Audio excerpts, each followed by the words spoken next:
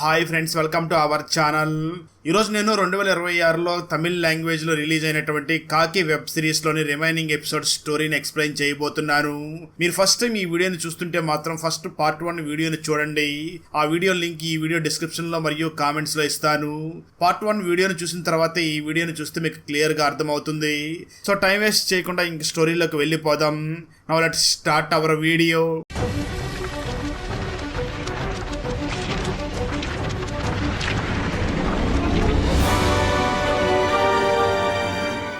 Open చేస్తే అర్జున్ మరియు Jailer ఇద్దరు కూడా రీసెంట్ గా జైలు నుంచి రిలీజ్ అయినటువంటి ఆంటోనీ దగ్గరికి వెళ్లి మాట్లాడుతూ, మీ ఆవిడ నిన్ను విడిచిపెట్టి వెళ్లిపోయిందని కంప్లైంట్ ఇచ్చావు కదా, ఆ కేసుని మేము విచారిస్తాం. అయితే నువ్వు మాకు ఒక సహాయం చేయాలి. జైల్లో ఉన్నటువంటి ఉండిని ఎవరో దొంగతనం చేశారు కదా, నువ్వు జైల్లో ఉన్న సమయంలో నీకు ఎవరి మీద అనుమానం ఉందా అని అడుగుతూ ఉంటారు. దానికి ఆంటోనీ సమాధానం చెప్తూ, అవును సార్, నేను ఒకరోజు రాత్రి సమయం నిద్ర లేచిన సమయంలో అప్పుడు ఎవరో ఒక వ్యక్తి కుంటుకుంటూ అటువైపు వెళ్లడం చూశాను. ఆ వ్యక్తి ఎవరు అన్నది మాత్రం నాకు తెలియదు, కేవలం నీడను మాత్రమే చూశాను. బహుశా ఆ వ్యక్తి ఉండిని దొంగతనం చేసి ఉండవచ్చు అని అంటూ ఉంటాడు. ఆ మాటలు విన్నటువంటి అర్జున్, అంటే ఉండి దొంగతనం చేసిన వ్యక్తి ఖచ్చితంగా వికలాంగుడు అయి ఉంటాడు అని అనుకుంటూ ఉంటాడు. తర్వాత అర్జున్ డైరెక్ట్ గా తను ప్రేమిస్తున్నటువంటి ఆ అమ్మాయి దగ్గరికి వెళ్లి మాట్లాడి, నాకు ఫైనాన్స్ లో డబ్బులు కావాలని అడుగుతాడు. దాంతో ఆ అమ్మాయి ఆ లోన్ అప్లికేషన్ అప్రూవల్ చేయించి తనకు ₹1,50,000 డ్రా చేయించి ఇస్తుంది. ఆ డబ్బుల్ని తీసుకుని వెంటనే జైలర్ దగ్గరికి వెళ్ళగా జైలర్ మాత్రం అర్జున్ ని చూసి, ఏంటి బాబు అప్పుడే డబ్బులు తీసుకుని వచ్చేసావా అని అంటూ ఉంటాడు. ఇదంతా కూడా అక్కడ ఉన్నటువంటి బస్ కండక్టర్ చూసి డబ్బులు తీసుకువెళ్తున్నటువంటి అర్జున్ ని ఫాలో అయ్యి వస్తూ ఉంటాడు. ఆ తర్వాత జైలర్ మరియు అర్జున్ ఇద్దరు కూడా వెంటనే బస్ ఎక్కి అక్కడి నుంచి వస్తూ ఉండగా బస్సులో ఉన్నటువంటి కండక్టర్ వెంటనే వాళ్ళ దగ్గరికి వెళ్లి మాట్లాడుతూ, ఏంటి సార్, జైల్లో ఉన్నటువంటి ఉండిని ఎవరో దొంగతనం చేశారంటే కదా, అది నిజమేనా అని అడుగుతూ ఉంటాడు. దానికి జైలర్ మరియు అర్జున్ ఇద్దరు కూడా చాలా గంభీరంగా కండక్టర్ ని చూసి మాట్లాడుతూ, మేము డ్యూటీ చేస్తున్నటువంటి ఆ ప్లేస్ లో ఎవరో కూడా దొంగతనం చేయలేరు, అసలు ఎటువంటి ఉండి కూడా దొంగతనం జరగలేదు అని అంటూ ఉంటారు. ఆ మాటలో ఉన్నటువంటి కండక్టర్ మాత్రం, వీళ్ళేంటి ఇలా అంటున్నారు, నేనే కదా ఆ ఉండిని దొంగతనం చేసింది, అయినా వీళ్ళు దొంగతనం చేయలేదని ఎందుకు అంటున్నారు అని ఆశ్చర్యపోతూ ఉంటాడు. తర్వాత అర్జున్ డైరెక్ట్ గా ఇంటికి వెళ్లిపోయి ఇంట్లో ఉన్నటువంటి బీరువాలో ఆ డబ్బుల్ని పెడుతూ ఉంటాడు. అక్కడ ఉన్న వాళ్ళ అమ్మ చూసి మాట్లాడుతూ, డబ్బుల్ని కొంచెం జాగ్రత్తగా పెడుతూ ఉండు, ఈ ఏరియాలో దొంగతనాలు చాలా ఎక్కువ జరుగుతున్నాయి, ఆ డబ్బుల్ని కొట్టేస్తారేమో అని అంటూ ఉంటుంది. అర్జున్ మాత్రం వాళ్ళ అమ్మను చూసి, అమ్మ నువ్వు ఒక పోలీస్ కి తల్లివి, పోలీసు ఉన్న ఇంట్లోకి ఎవరొచ్చి దొంగతనం చేస్తారు, నువ్వు ఏం భయపడకుండా ధైర్యంగా ఉండు అని చెప్పి డబ్బుల్ని బీరువాలు పెట్టి అక్కడి నుంచి పక్కకి వెళ్లి తన గర్ల్ ఫ్రెండ్ తో ఫోన్ లో మాట్లాడుతూ ఉంటాడు. కట్ చేస్తే ఆ తర్వాత రోజు మార్నింగ్ అర్జున్ తను దాచిపెట్టినటువంటి డబ్బుల్ని తీసుకురావడం కోసం బీరువా దగ్గరికి రాగా ఆ బీరువాలో ఉన్నటువంటి డబ్బుల్ని ఆల్రెడీ కొట్టేసి ఉంటారు. ఆ డబ్బులు నిజానికి ఆ బస్సు కండక్టరే కొట్టేసి ఉంటాడు. కానీ ఈ విషయం అర్జున్ కు మాత్రం తెలియకుండా ఉంటుంది. దాంతో అర్జున్ షాక్ అయ్యి వెంటనే జైలర్ కి ఫోన్ చేసి, సార్, నేను తీసుకొచ్చినటువంటి డబ్బుల్ని కూడా ఎవరో కొట్టేశారు, అసలు ఎందుకు ఇలా జరుగుతుంది, జైల్లో ఉన్నటువంటి హుండీని కొట్టేశారు, అదేవిధంగా ఆ జైల్లో ఉన్న ఉండిలో పెట్టడం కోసం తీసుకొచ్చినటువంటి డబ్బుల్ని కూడా నా ఇంటికి వచ్చి ఎవరో కొట్టేశారు, అసలు ఏం జరుగుతుంది అని బాధపడుతూ ఉంటాడు. సరిగ్గా అదే సమయంలో అక్కడ బస్సు కదులుతూ ఉండగా కండక్టర్ అయినటువంటి ఆ దొంగ బస్సు దగ్గరికి వెళ్లి బస్సు ఎక్కుతూ ఉంటాడు. అది చూసినటువంటి అర్జున్ వెంటనే ఆ యాంటోనీ చెప్పినటువంటి మాటల్ని గుర్తు చేసుకుని ఈ కండక్టర్ కుంటుకుంటూ వెళుతున్నాడు. అంటే ఆ యాంటోనీ చెప్పినట్టుగా జైల్లో హుండీని దొంగతనం చేసింది ఈ కండక్టర్ ఏమో. ఇంతకుముందు నేను తనకు ₹500 ఇచ్చినప్పుడు నాకు చాలా చిల్లర ఇచ్చాడు, అప్పుడే డౌట్ వచ్చింది కానీ పెద్దగా పట్టించుకోలేదు, ఖచ్చితంగా ఈ కండక్టర్ జైల్లో ఉన్నటువంటి ఆ హుండీని దొంగతనం చేశాడు అని అనుకుంటూ ఉంటాడు.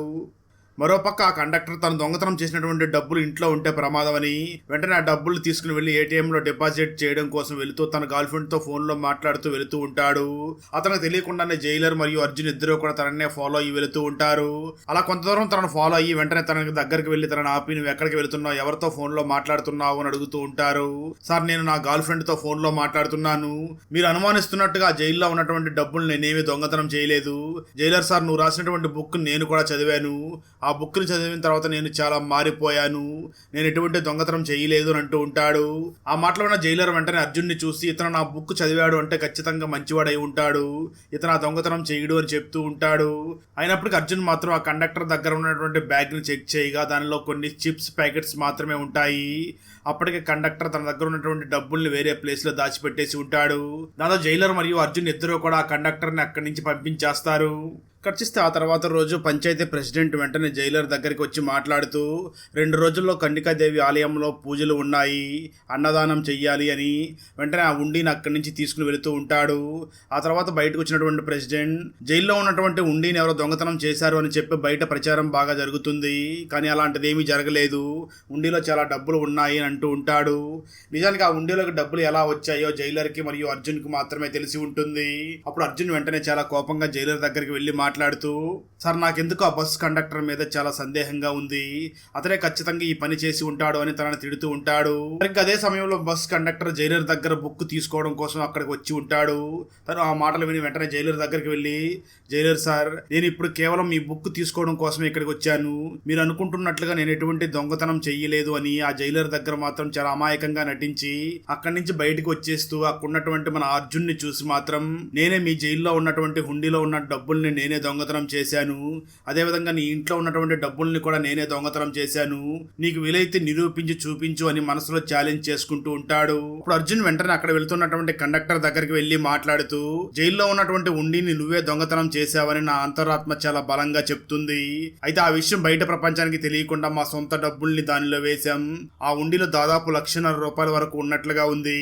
ఏం ప్రాబ్లం లేదు, ఆ ₹1,50,000 కూడా నీకు మేము భిక్ష వేశాం అనుకుంటాం అంటూ చాలా వెటకారంగా మాట్లాడుతూ ఆ కండక్టర్ని రెచ్చగొట్టే విధంగా మాట్లాడుతూ ఉంటాడు.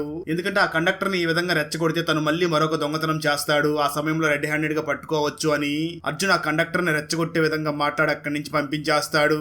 కండక్టర్ కూడా చాలా కోపంగా అక్కడి నుంచి తన బస్సులో వెళుతూ ఉండగా, ఒక లేడీ ఎప్పుడు రీల్స్ చేస్తూ ఉంటుందని చెప్పుకున్నాం కదా, ఆ లేడీ మళ్ళీ ఒక రీల్ ని చేస్తూ, మనం ఇంతకు ముందు జైల్లో ఉన్నటువంటి ఉండిని ఎవరో దొంగతనం చేశారు అని చెప్పుకున్నాం కదా, నిజానికి ఆ ఉండిని ఎవరో దొంగతనం చేయలేదంట, ఆ ఉండి అక్కడే ఉందని చెప్తున్నారు, నేను ఆ రీల్ లో మీకు తప్పుడు ఇన్ఫర్మేషన్ ఇచ్చాను కదా, అందుకు నన్ను క్షమించండి అని అంటూ ఉంటుంది. ఇదంతా కూడా కండక్టర్ విని చాలా బాధపడుతూ అక్కడి నుంచి డైరెక్ట్ గా తన లవర్ దగ్గరికి వెళ్ళగా, తన లవర్ కూడా కండక్టర్ ని చూసి మాట్లాడుతూ, జైల్లో ఉన్నటువంటి ఉండిని నువ్వే దొంగతనం చేసావు నువ్వు నా దగ్గర చెప్పావు, కానీ జైల్లో ఉండిని ఎవరూ కూడా దొంగతనం చేయలేదంటే కదా, అంటే నువ్వు నా దగ్గర అబద్ధం చెప్పావా అని అంటూ ఉంటుంది. ఆ మాటలో ఉన్నటువంటి కండక్టర్ చాలా కోపంగా అరుస్తూ, జైల్లో ఉన్నటువంటి ఉండిని నేనే దొంగతనం చేశాను అని అరుస్తూ ఉంటాడు. మరోపక్క అర్జున్ తన గర్ల్ ఫ్రెండ్ దగ్గరికి వెళ్లి మాట్లాడుతూ, ఖచ్చితంగా దొంగతనం చేసింది ఆ కండక్టరే, కానీ తనని ఏమీ చేయలేని పరిస్థితుల్లో ఉన్నాను అంటూ చాలా బాధపడుతూ ఉంటాడు. అప్పుడే అర్జున్ తన చిన్నతనంలో జరిగినటువంటి కొన్ని విషయాల్ని కూడా గుర్తు చేసుకుంటూ, నేను చిన్న వయసులో ఉన్నప్పుడు స్కూల్లో సరిగ్గా చదివేవాడిని కాదు, అదే సమయంలో స్కూల్లో ఎవరో ఒక బంతిని దొంగలించి వెళ్లిపోయారు, అందరూ కూడా నేనే దొంగలించాను అని నన్నే అనుమానించారు, నిజానికి ఆ బంతిని తీసుకున్నది మా స్కూల్ టీచర్, ఆ రోజు నేను సరిగ్గా చదవకపోవడం వలనే నేను దొంగగా ఆ రోజు అందరి ముందు నిలబడ్డాను, కానీ అప్పటి నుంచి కసితో చాలా కష్టపడి చదివి పోలీస్ ఆఫీసర్ అయ్యాను, కానీ ఇప్పటికి కూడా నేను దొంగను పట్టుకోలేకపోతున్నాను అంటూ చాలా బాధపడుతూ ఉంటాడు. మరోపక్క కండక్టర్ తన గర్ల్ ఫ్రెండ్ దగ్గర మాట్లాడుతూ, నేను ఈ దొంగతనాలన్నీ కూడా అందరూ కూడా నా గురించి గొప్పగా చెప్పుకుంటూ ఉండడం కోసమే ఇలాంటి దొంగతనాలు చేస్తూ ఉంటాను, ఇలా అందరూ కూడా నా గురించి గొప్పగా మాట్లాడుకున్నప్పుడే నాకు ప్రశాంతంగా నిద్ర కూడా పడుతుంది, అందుకే నేను రెగ్యులర్ గా ఇలాంటి దొంగతనాలు చేస్తూ ఉంటాను అంటూ ఉంటాడు. ఆ రోజు రాత్రి అర్జున్ చాలా కోపంగా జైలర్ దగ్గరికి వెళ్లి మాట్లాడుతూ, సార్ మీరు సరిగ్గా డ్యూటీ చేయడం లేదు, మీరు ఖైదీలందరికీ కూడా ఒకే శిక్షణ వేస్తూ కేవలం బుక్ ను మాత్రమే ఇచ్చి చదవమని చెప్తూ ఉంటారు, అలా చెప్తే ఏ ఖైదీ కూడా మారరు, మీరు వెంటనే మీ దగ్గర ఉన్నటువంటి ఆ బుక్స్ అన్నిటిని కూడా తగలబెట్టండి లేదా చించేయండి, అయినా మీరు ఇంత ప్రశాంతంగా ఉండడానికి కారణం జైలు హుండీలో ఉన్నటువంటి ₹1,50,000 ఎవరో దొంగతనం చేశారు, ఆ తర్వాత ఆ ₹1,50,000 ప్లేస్ లో నేను ఒక ₹1,50,000 లోన్ లో తీసుకొచ్చి మరి పెట్టాను, వాటిని కూడా దొంగతనం చేసి తీసుకుని వెళ్లిపోయారు కదా, అవి నీ డబ్బులు కావనే నువ్వు ఇంత ప్రశాంతంగా ఉన్నావు అని అంటూ ఉంటాడు. ఆ మాటలు విన్నటువంటి జైలర్ కూడా చాలా కోపంగా వెంటనే తన దగ్గర ఉన్నటువంటి బుక్స్ అన్నిటిని కూడా కాల్ చేయడం మొదలు పెడతాడు. సరిగ్గా అదే సమయంలో జైలర్ కి గుడిలోకి ఎవరో దొంగ వెళ్ళినట్లుగా ఉన్నారని ఇన్ఫర్మేషన్ రావడంతో తను వెంటనే అర్జున్ని తీసుకుని అక్కడికి వెళుతూ ఉంటాడు. అప్పుడు అర్జున్ వెంటనే జైలర్ని చూసి, సార్ నేను ఆ కండక్టర్ని రెచ్చగొట్టాను కదా, అందుకే తను మరొక దొంగతనం చేయడం కోసం రెడీ అయినట్లుగా ఉన్నాడు, ఖచ్చితంగా ఆ కండక్టర్ అక్కడ దొంగతనానికి వెళ్ళినట్లుగా ఉన్నాడు అని అంటూ ఉంటాడు. అయితే ఆ మాటలు ఉన్నటువంటి జైలర్ మాత్రం అర్జున్ని చూసి మాట్లాడుతూ, ఆ గుడి లోపలికి వెళ్ళింది ఎవరో తెలియకుండా అప్పుడే కండక్టర్ అని కన్ఫర్మ్ చేసుకోకు అని అంటూ ఉంటాడు. ఆ మాటలు విన్నటువంటి అర్జున్ జైలర్ మీద కోపంతో వెంటనే కారుని ఒక పక్క కాపించేసి అక్కడే దిగిపోతాడు. సరిగ్గా అదే సమయంలో యాంటోనీ తన వైఫ్ తనని విడిచిపెట్టి వెళ్లిపోయింది అని, ఇక నేను బ్రతికి ఉండకూడదు అని ఉరి వేసుకుపోతూ ఉంటాడు. ఆ సమయంలో ఇంటి డోర్ ని ఎవరో కొడుతున్నట్లుగా సౌండ్ వినిపిస్తూ ఉండడంతో ప్రశాంతంగా నన్ను ఉరి కూడా వేసుకుని ఇవ్వడం లేదు అని చాలా కోపంగా వెళ్లి డోర్ ఓపెన్ చేస్తాడు. ఆ సమయంలో బయట పెద్దగా సౌండ్ వినిపిస్తూ ఉండడంతో బయట ఏంటి ఇంత సౌండ్ ఉంది, ప్రశాంతంగా నన్ను ఉరి వేసుకొని ఇవ్వరు అని యాంటోనీ వెంటనే అక్కడి నుంచి రూమ్ నుంచి బయటకు వచ్చేస్తాడు. ఆ వెంటనే యాంటోనీ ఇక్కడ చనిపోకూడదు, దారం తీసుకుని వెళ్లి జైల్లోనే చనిపోవాలి అని చెప్పి జైలు దగ్గరికి బయలుదేరి వెళుతూ ఉంటాడు. మరోపక్క అర్జున్ మరియు జైలర్ మళ్ళీ ఇద్దరు కూడా కారులో అక్కడి నుంచి బయలుదేరి వెళుతూ ఉంటారు. అదే సమయంలో ఆ బస్సు కండక్టర్ సరిగ్గా యాంటోనీ వాళ్ళ షాప్ దగ్గరికి చేరుకుంటాడు. వెంటనే అటు ఇటు చూసి వెంటనే ఆ షాప్ లోపలికి వెళ్లిపోతాడు. ఇక ట్విస్ట్ ఏమిటి అంటే, ఇంతకు ముందు ఆ బస్సు కండక్టర్ తన దగ్గర ఉన్నటువంటి డబ్బు మొత్తాన్ని కూడా ఏటీఎం లో వేయడానికి వచ్చాడు కదా, ఆ సమయంలో అర్జున్ మరియు జైలర్ ఇద్దరు కూడా తనని వెంబడించి ఉంటారు. అది గమనించినటువంటి కండక్టర్ ఆ డబ్బు మొత్తాన్ని కూడా పక్కనే ఉన్నటువంటి యాంటోనీ షాప్ దగ్గరికి తీసుకుని వచ్చి అక్కడే ఒక ప్లేస్ లో సీక్రెట్ గా దాచిపెట్టేసి ఉంటాడు. ఆ తర్వాత పోలీసుకి అనుమానం రాకుండా కేవలం చిప్స్ ప్యాకెట్స్ ని మాత్రమే తీసుకుని వెళ్లిపోయి ఉంటాడు. ప్రెజెంట్ కండక్టర్ ఆ యాంటోనీ షాప్ లో దాచిపెట్టి ఉన్నటువంటి డబ్బుల్ని తీసుకుని వెళ్లడం కోసం ఆ షాప్ లోపలికి వెళుతూ ఉంటాడు. ఇదంతా కూడా అటువైపు వెళుతున్నటువంటి యాంటోనీ గమనించి తను చాలా వేగంగా అర్జున్ మరియు జైలర్ దగ్గరికి వెళ్లి మీరు వెతుకుతున్నటువంటి ఆ కండక్టర్ నా షాప్ లోకి వెళ్ళాడు అని చెప్తూ ఉంటాడు. ఆ విషయం తెలుసుకున్నటువంటి జైలర్ మరియు అర్జున్ ఇద్దరు కూడా వెంటనే ఆ ప్లేస్ దగ్గరికి వెళ్ళగా అప్పటికే కండక్టర్ అక్కడ దాచిపెట్టి ఉన్నటువంటి డబ్బులు తీసుకుని అక్కడి నుంచి వెళ్లబోతూ ఉంటాడు. అదే సమయంలో అక్కడికి అర్జున్ వచ్చేయడంతో కండక్టర్ వెంటనే ఒక రాడ్ తీసుకుని అర్జున్ మీద కొట్టి తను అక్కడి నుంచి తప్పించుకుని పారిపోతూ ఉంటాడు. అలా పారిపోయినటువంటి కండక్టర్ డైరెక్ట్ గా ఎప్పుడు రీల్స్ చేస్తూ ఉండేటటువంటి ఆంటీ ఇంటి లోపలికి వెళ్ళగా ఆ మహిళ అప్పుడు కూడా ఒక రీల్ ని చేస్తూ నేను మీకు జైల్లో ఉన్నటువంటి డబ్బుల్ని ఎవరో దొంగతనం చేశారని చెప్పాను కదా, అది అబద్ధం, అప్పుడు మీకు నేను తప్పుడు ఇన్ఫర్మేషన్ ఇచ్చాను, నన్ను క్షమించండి అని అంటూ ఉంటుంది. సరిగ్గా అదే సమయంలో కండక్టర్ అక్కడ రీల్స్ చేస్తున్నటువంటి ఆ మహిళకి అడ్డంగా వెళ్లడంతో ఆ మహిళ వెంటనే చాలా కోపంగా నేను రీల్స్ చేస్తుంటే నాకు అడ్డొస్తావా అంటూ చాలా కోపంగా ఆ కండక్టర్ ని కొడుతుంది. దాంతో కండక్టర్ అక్కడికక్కడే స్పృహ తప్పి కింద పడిపోతాడు. మరోపక్క అర్జున్ కూడా స్పృహలోకి వచ్చి వెంటనే ఆ మహిళ ఇంటి దగ్గరికి వెళ్లి అక్కడ పడిపోయి ఉన్నటువంటి ఆ కండక్టర్ ని రెడ్ హ్యాండెడ్ గా పట్టుకుంటాడు. వచ్చేస్తే ఆ తర్వాత రోజు మార్నింగ్ జైలర్ తన రిటైర్మెంట్ తీసుకుంటాడు. అదే విధంగా యాంటోనీ భార్య తన ఇంటి నుంచి పారిపోయింది కదా, తన తప్పు తెలుసుకుని వెంటనే యాంటోనీ దగ్గరికి వచ్చేస్తుంది. మరోపక్క అర్జున్ కూడా తన ప్రేమించినటువంటి అమ్మాయితో నిశ్చితార్థం చేసుకుంటాడు. అదేవిధంగా ఆ ఏరియాలో రీల్స్ చేస్తూ ఉండేటటువంటి మహిళ మాత్రం ఆ ఏరియాలో పెద్ద సెలబ్రిటీ అయిపోతుంది. మరోపక్క ఆ బస్సు కండక్టర్ మాత్రం జైల్లో కూర్చుని ఆ జైలర్ రాసినటువంటి బుక్లు చదువుకుంటూ ఉంటాడు. అంటే ఎంత పెద్ద దొంగ అయినా ఏదో ఒక రోజు దొరికిపోతాడు అన్నట్లుగా చూపించి ఈ సిరీస్ ని అక్కడితో ముగిస్తారు. మనం ఒకటి తలిస్తే దేవుడు మరొకటి తలిచాడు అని అనుకుంటూ ఉంటారు కదా, ఈ మూవీ స్టోరీ కూడా సేమ్ అలాగే ఉంటుంది. పేరెంట్స్ ఒకటి అనుకుంటారు కానీ పిల్లలు మరొకటి అనుకుంటారు. చివరికి ఎవరి కోరికలు నెరవేరాయి అన్నది చాలా ఇంట్రెస్టింగ్ గా ఉంటుంది. ఇద్దరు స్నేహితులు ఎలా విడిపోయారు, అలాగే ఇద్దరు లవర్స్ ఎలా విడిపోయారు, తల్లిదండ్రులు వాళ్ళ పిల్లలకి ఏ విధంగా పెళ్లి చేయాలనుకున్నారు, చివరికి ఆ విధంగా పెళ్లి చేశారా లేదా అన్నదే 2025లో రిలీజ్ అయినటువంటి bun butter jam movie story.